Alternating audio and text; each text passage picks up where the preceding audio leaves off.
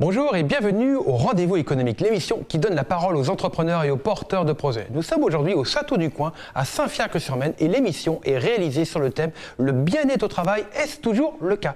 Eh bien, pour vérifier cela, je vais en débattre avec Huguette Beau. Bonjour Huguette. Bonjour Philippe. J'accompagne les dirigeants de PME et TPE sur l'organisation et la gestion de leurs équipes et je mets en place des solutions et des outils RH pragmatiques et concrets.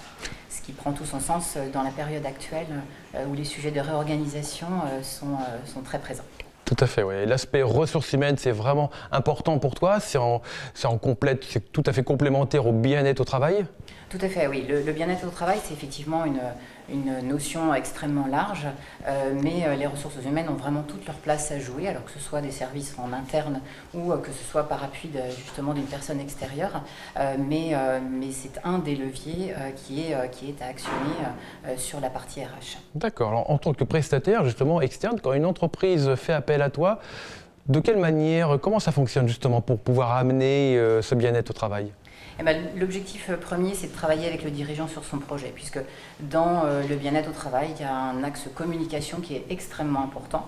Et encore une fois, dans la situation dans laquelle on est actuellement, la situation post-Covid est extrêmement anxiogène et c'est important que le dirigeant puisse communiquer sur son projet, sur ses difficultés de l'entreprise, de donner de l'information et d'être transparent par rapport à ses salariés.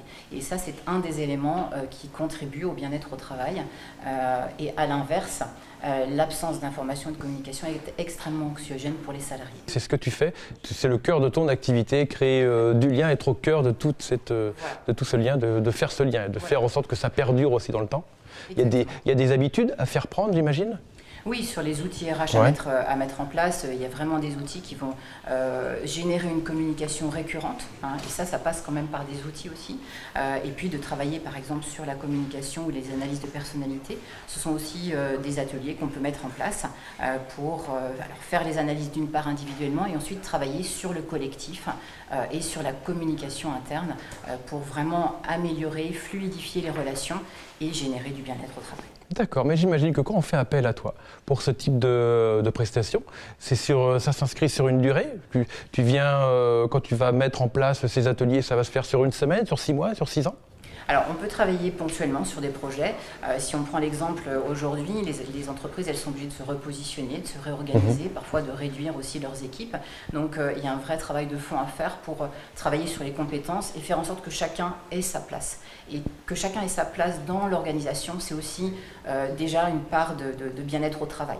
Avoir de la reconnaissance, avoir sa bonne place, c'est extrêmement important. Donc, ça peut être ponctuellement sur des sujets tels que ceux-ci, mais ça peut être aussi dans la durée pour travailler la communication, améliorer aussi des processus qui vont permettre à l'organisation d'être plus performante et aux salariés de retrouver aussi un positionnement qui va générer justement un bien-être au travail. D'accord. Tu t'adresses à quel type d'entreprise ?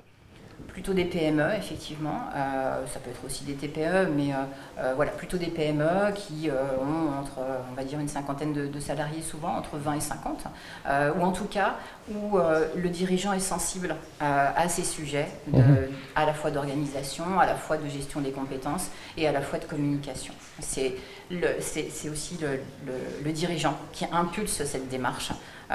Et on a de très très belles choses qui se passent dans des très petites entreprises aussi, mais qui sont impulsées de manière forte par le dirigeant et qui génèrent vraiment des actions très très intéressantes pour lui, pour l'entreprise et pour les salariés. Et pour les salariés, d'accord. Alors, vous avez une PME, une entreprise, vous êtes à la recherche d'une ressource humaine, ne cherchez plus. Huguette Beau est votre ressource humaine. Où est-ce qu'on te retrouve sur Internet ? Alors, sur LinkedIn, sur Facebook, bien sûr. On tape ton nom ? Sur un site Internet, www.collaboratif-rh.fr. Parfait. Merci beaucoup, Huguette. Merci, Philippe.